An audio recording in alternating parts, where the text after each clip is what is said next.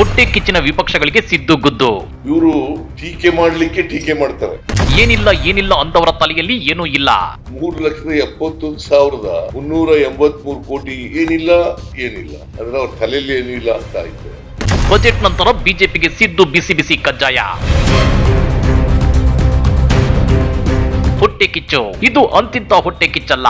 ತಮ್ಮ ಸ್ವಾರ್ಥಕ್ಕಾಗಿ ತಮ್ಮ ರಾಜಕೀಯ ಬೇಳೆ ಬೇಯಿಸಿಕೊಳ್ಳಲು ಬಿಜೆಪಿ ನಾಯಕರು ದೇಶದ ಸಂವಿಧಾನ ಒಕ್ಕೂಟ ವ್ಯವಸ್ಥೆಗೆ ಏಳು ನೀರು ಬಿಟ್ಟಿದ್ದಾರೆ. ಈ ರಾಜ್ಯದ ಸಿಎಂ ಅಸೆಂಬ್ಲಿಯಲ್ಲಿ ಭಾಷಣ ಮಾಡುವಾಗ ಅದನ್ನ ಕೇಳೋ ವ್ಯವಧಾನವನ್ನು ತೋರಿಸದೆ ಅಸಡ್ಡೆ ದುರ್ವರ್ತನೆ ತೋರಿದ್ದಾರೆ. ಬಿಜೆಪಿ ಮತ್ತು ಜೆಡಿಎಸ್ ನಾಯಕರು ಬಜೆಟ್ ಅನ್ನ ಟೀಕೆ ಮಾಡ್ಲಿ ಬೇಡ ಅನ್ನಲ್ಲ. ಆದ್ರೆ ಬಜೆಟ್ ನಲ್ಲಿ ಏನಿದೆ ಅಂತಾನು ನೋಡದೆ ಮೊದಲೇ ಬಜೆಟ್ ಬಗ್ಗೆ ಟೀಕೆ ಮಾಡೋದು ಎಷ್ಟು ಸರಿ? ಏನಿಲ್ಲ ಅದರಲ್ಲಿ ಏನೂ ಇಲ್ಲ ಅಂತೇಳಿದ್ದು ಹೇಗೆ? ಬಜೆಟ್ ನಲ್ಲಿ ಏನಿದೆ ಅನ್ನೋದು ಬಿಜೆಪಿ ನಾಯಕರಿಗೆ ಕನಸು ಬಿದ್ದಿತ್ತ?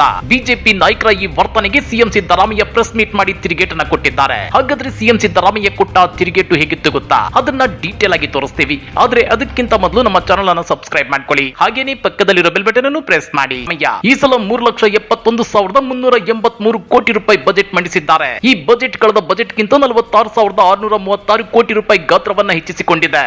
ಈ ವರ್ಷ ಅಂದ್ರೆ 24-25ನೇ ವರ್ಷಕ್ಕೆ 3,71,383 ರೂಪಾಯಿ ಗಾತ್ರದ ಬಜೆಟ್ ಅನ್ನ ಮಂಡಿಸಿದ್ದೀವಿ. ಕಳೆದ ಬಜೆಟ್ ಗಿಂತ ಮುಂದಿನ ವರ್ಷದ ಬಜೆಟ್ 46,636 ಕೋಟಿ ರೂಪಾಯಿ ಹೆಚ್ಚಾಗಿದೆ. ಇಷ್ಟು ದೊಡ್ಡ ಬಜೆಟ್ ನಲ್ಲಿ ಸಿಎಂ ಸಿದ್ದರಾಮಯ್ಯ ರಾಜ್ಯದ ಸಮಗ್ರ ಅಭಿವೃದ್ಧಿಗೆ ಒತ್ತು ಕೊಟ್ಟಿದ್ದಾರೆ. ಬಡವರು, ಮಧ್ಯಮ ವರ್ಗದವರು, ಮಹಿಳೆಯರು, ಮಕ್ಕಳು, ರೈತರು ಹೀಗೆ ಎಲ್ಲ ವರ್ಗದವರಿಗೂ ನ್ಯಾಯ ಒದಗಿಸಿಕೊಟ್ಟಿದ್ದಾರೆ. ಆದ್ರೆ ಸಿದ್ದರಾಮಯ್ಯ ಇನ್ನು ಬಜೆಟ್ ಭಾಷಣ ಶುರು ಮಾಡೋದಕ್ಕೂ ಮೊದಲೇ ಮಾಜಿ ಸಚಿವ ಸುನೀಲ್ ಕುಮಾರ್ ಏನಿಲ್ಲ ಈ ಬಜೆಟ್ ನಲ್ಲಿ ಏನೂ ಇಲ್ಲ ಅಂತೇಳಿ ಕೂಗಿ ಗದ್ದಲ ಎಬ್ಬಿಸಿದ್ರು. ಇದಕ್ಕೆ ಸಿಎಂ ಸಿದ್ದರಾಮಯ್ಯ ಕೊಟ್ಟ ತಿರುಗೇಟು ಹೇಗಿದೆ ಗೊತ್ತಾ? ಬಜೆಟ್ ಮಂಡಿಸುವಾಗ ವಾಕೌಟ್ ಮಾಡಿರ್ತಕ್ಕಂಥ ನಿದರ್ಶನ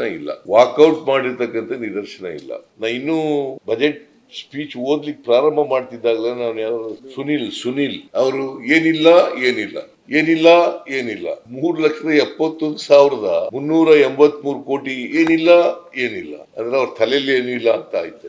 ಬಿಜೆಪಿ ನಾಯಕರಿಗೆ ಪ್ರಜಾಪ್ರಭುತ್ವ ವ್ಯವಸ್ಥೆ ಮೇಲೆ ನಂಬಿಕೆ ಇಲ್ಲ, ಸಂವಿಧಾನದ ಬಗ್ಗೆ ನಂಬಿಕೆ ಇಲ್ಲ, ಅವರ ತಲೆ ತುಂಬಾ ಮಂಜು ತುಂಬಿಕೊಂಡಿದೆ ಅಂತೇಳಿ ಸಿದ್ದರಾಮಯ್ಯ ಟೀಕಿಸಿದ್ದಾರೆ. ಅಷ್ಟೇ ಅಲ್ಲ, ಇವರಿಗೆಲ್ಲ ಕಾಮಾಲಿ ಕಣ್ಣಿನ ತರ ಆಗಿದೆ ಅಂತ ಕುಟುಕಿದ್ದಾರೆ.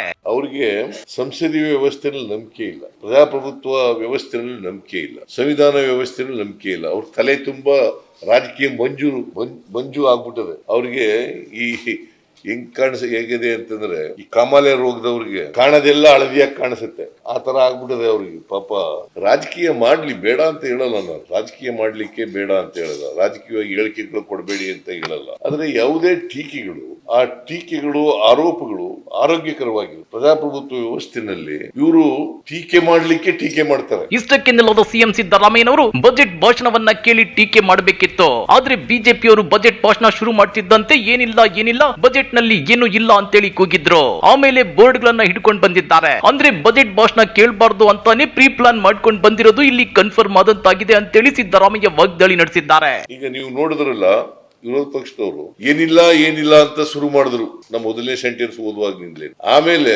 ಪ್ಲಕಾರ್ಡ್ಗಳು ಹಿಡ್ಕೊಂಡ್ ಬಂದ್ಬಿಟ್ಟಿದ್ದಾರೆ. What does it mean, what does it indicate? Plan ಮಾಡ್ಕೊಂಡ್ ಬಂದಿದ್ರಲ್ವಾ, ಬಜೆಟ್ ಕೇಳಬಾರ್ದು ಅಂತ ಪ್ಲಾನ್ ಮಾಡ್ಕೊಂಡ್ ಬಂದಿದ್ರಲ್ವಾ. ಯಾಕಂತಂದ್ರೆ ನಾನು ಕರ್ನಾಟಕದಲ್ಲಿರ್ತಕ್ಕಂಥ ವಸ್ತುಸ್ಥಿತಿಯನ್ನ ಹೇಳ್ತಾ ಇದ್ದೀನಿ ಅನ್ನೋದು ಅವ್ರಿಗೆ ನುಂಗಲಾರದ ತುತ್ತು. ಇನ್ನ ಇಷ್ಟು ದಿನ ಅಭಿವೃದ್ಧಿ ಕಾರ್ಯಗಳಿಗೆ ರಾಜ್ಯ ಸರ್ಕಾರ ಒಂದು ಪೈಸೆಯನ್ನು ಬಿಡುಗಡೆ ಮಾಡಿಲ್ಲ. ಸರ್ಕಾರದ ದುಡ್ಡೆಲ್ಲ ಬಿಟ್ಟಿ ಗ್ಯಾರಂಟಿಗಳಿಗೆ ಖರ್ಚಾಗ್ತಿದೆ ಅಂತೇಳಿ ಬೊಂಬಡ ಬಾರಿಸುತ್ತಿದ್ದ ಬಿಜೆಪಿ ನಾಯಕರಿಗೆ ಇವತ್ತು ಸಿಎಂ ಸಿದ್ದರಾಮಯ್ಯ ತಕ್ಕ ತಿರುಗೇಟನ್ನ ಕೊಟ್ಟಿದ್ದಾರೆ. 13% ಗ್ರೋತ್ ಇಸ್ ದೇರ್. ಯಾಕಂದ್ರೆ ಈ ಮಾತನ್ನ ಯಾಕೆ ನಾನು ಎಂಫಸಿಸ್ ಮಾಡಿ ಹೇಳ್ತಾ ಇದ್ದೀನಿ ಅಂತಂದ್ರೆ, ಆರ್ಥಿಕವಾಗಿ ದಿವಾಳಿಯಾಗಿದೆ, ಗ್ಯಾರಂಟಿಗಳನ್ನ ಜಾರಿ ಕೊಟ್ಟದ್ರಿಂದ ಆರ್ಥಿಕವಾಗಿ ದಿವಾಳಿಯಾಗಿದೆ. ಮತ್ತೆ ಮಹಿಳೆಯರಿಗೆ, ಬಡವರಿಗೆ ಅವಮಾನ ಆಗೋ ರೀತಿಯಲ್ಲಿ ಬಿಟ್ಟಿ ಗ್ಯಾರಂಟಿಗಳು ಅಂತೆಲ್ಲ ಹೇಳಿದ್ದಾರೆ. ಬಿಟ್ಟಿ ಗ್ಯಾರಂಟಿಗಳು ಆರ್ಥಿಕವಾಗಿ ದಿವಾಳಿಯಾಗಿದೆ. ಬಟ್ ನೀವೆಲ್ಲ ಬಜೆಟ್ ನೋಡಿದ್ದೀರಿ, ಮತ್ತೆ ಅಂಕಿಅಂಶಗಳನ್ನು ಕೂಡ ನೋಡಿದ್ದೀರಿ.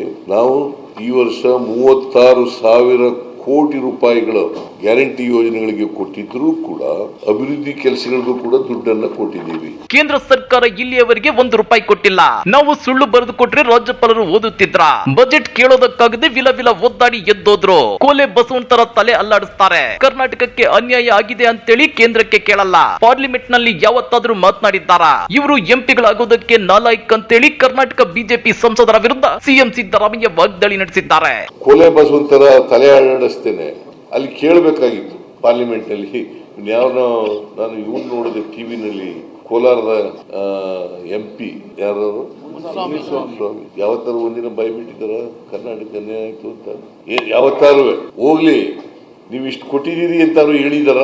ಕೊಡಬೇಕಾಗಿತ್ತು ಇಷ್ಟು ಕೊಟ್ಟಿದ್ದೀರಿ ಅಂತ ಹೇಳಿದಾರ? 5 ವರ್ಷದಲ್ಲಿ ಒಂದಿನ ಪಾರ್ಲಿಮೆಂಟ್ ನಲ್ಲಿ ಮಾತಾಡಿದಾರ? ಈಗ ಹೇಳಿ ನೀವೇ.